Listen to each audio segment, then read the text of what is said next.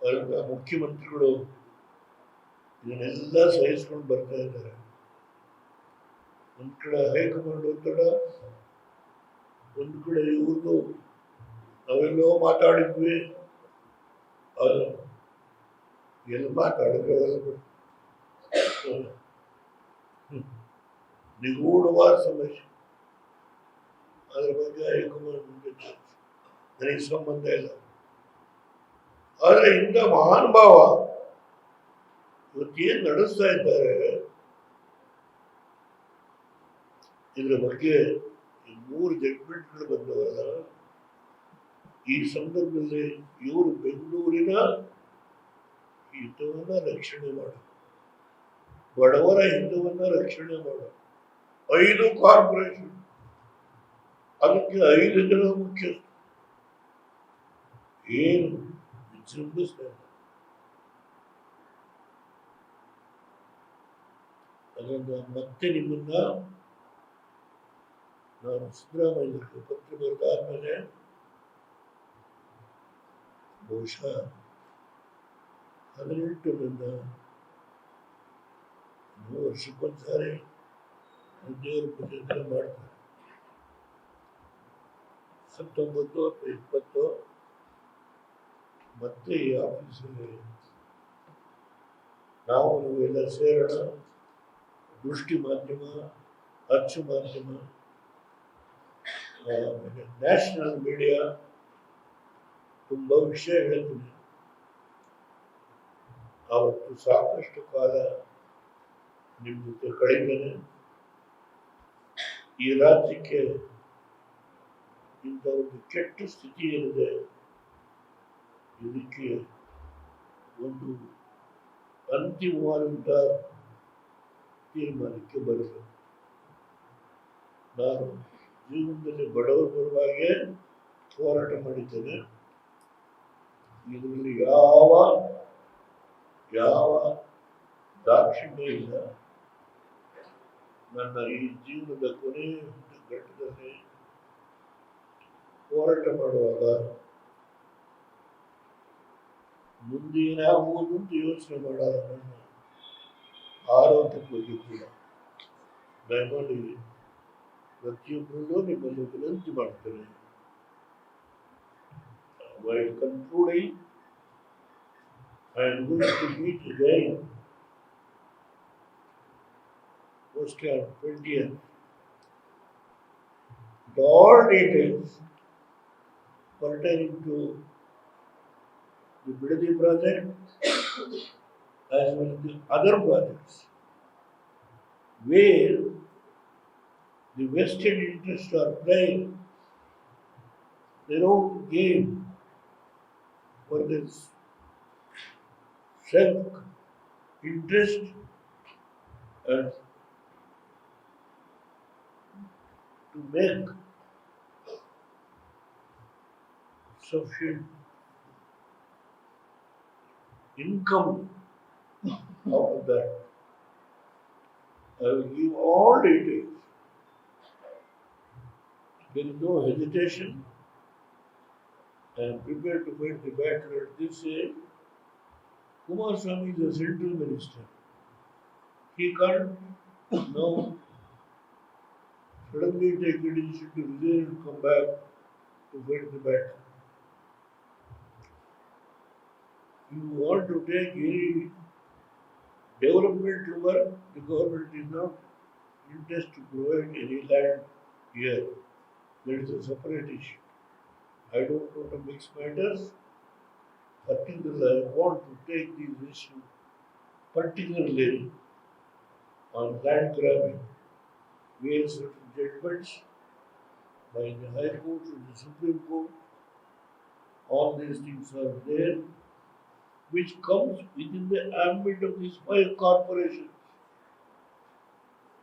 That is very important. Which comes within the ambit of these 5 corporations, where the so-called Congress leader is the president and is the leader of the development authority irrigation is not all these things. I will meet you again on 20th. We will have a detailed discussion on this issue. With these words, today first time I am coming out with certain firm conviction, even though my age is 93, I am not bothered. I have born as a son of a farmer, a small farmer. My father is not a rich man, a small farmer. I will fight for the cause of the farmers. With these words, I will conclude today. If any inconvenience for my colleagues, electronic media, print media, even to serve this light lunch, if Ramesh Gowda made any mistake, please pardon me today. These words. Thank you very much. We'll meet at 20. Sir, is there any good news for your birthday, sir, regarding the Rajya Sabha re-entry, sir? Sir, is there any good news for your birthday, sir, regarding the Rajya Sabha re-entry? There is a more discussion regarding the Rajya Sabha entry, sir.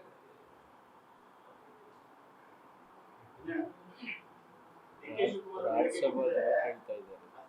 ನಾನು ಹೋಗ್ತೀನಿ right ಹೊಡೆದ್ರು ಪರವಾಗಿಲ್ಲ ಮಾತಾಡ್ತೀನಿ ಅಂತ ಹೇಳಿದ್ದಾರೆ. ಸ್ಥಳಕ್ಕೆ ಹೋಗ್ತೀನಿ ಅಂತೇಳಿ ರೈತ ಹೊಡೆದ್ರು ಪರವಾಗಿಲ್ಲ, ರೈತರು ಪರವಾಗಿಲ್ಲ ಅಂತ ಹೇಳ್ತಿದ್ದಾರೆ. ಅವ್ರು ಹೋಗಿ ರೈತರು ಹೊಡೆಸ್ಕೊಂಡು ಬರ್ತಾರಲ್ಲ, ಆಮೇಲೆ ಮಾತಾಡೋಣ. ಹೋಗಿ ಅವ್ರು ಹೊಡೆಸ್ಕೊಂಡು ಬರ್ತಾರಲ್ಲ, ಆಮೇಲೆ ಮಾತಾಡ. ನಾನು ಅವರು ರೈತರ ಮಗನೇ. ಒಂದು ನಿಮಿಷ ಕೇಳ್ರಿ, ನನ್ನ ವಿರುದ್ಧ ಅವ್ರು ನಿಂತಿದ್ರು. ಸಂಜೆ 5 ಗಂಟೆಗೆ ಪೋಲಿಂಗು ಕಂಪ್ಲೀಟ್ ಆಯಿತು. 5 ಗಂಟೆಗೆ ಹೆಣ ಬಿತ್ತು.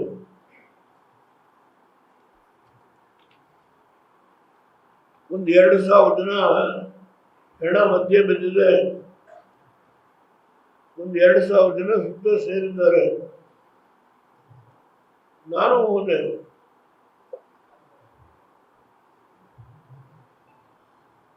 No police, no police.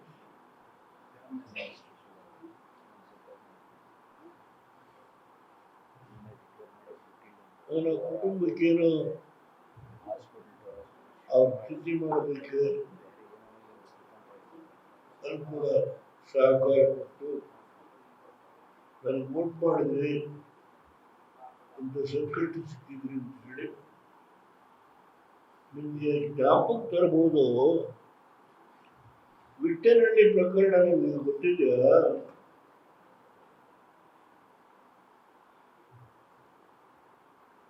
ಎರಡು ಹೆಣ ತಗೊಂಡೋಗಿ ನಾನೇ ದಫನ್ ಮಾಡಿಸ್ ಗೋಲಿಬಾರ್ ಸ್ಟಾರ್ಟ್ ಆಗುತ್ತೆ. ಸಿದ್ದರಾಮಯ್ಯರೇ, ನೀವು ಬಡವರ ಪರವಾಗಿ ಹೋರಾಟ ಮಾಡೋದು, ನಿಮ್ಮ ಕಷ್ಟ ನನಗೆ ಗೊತ್ತಿದೆ.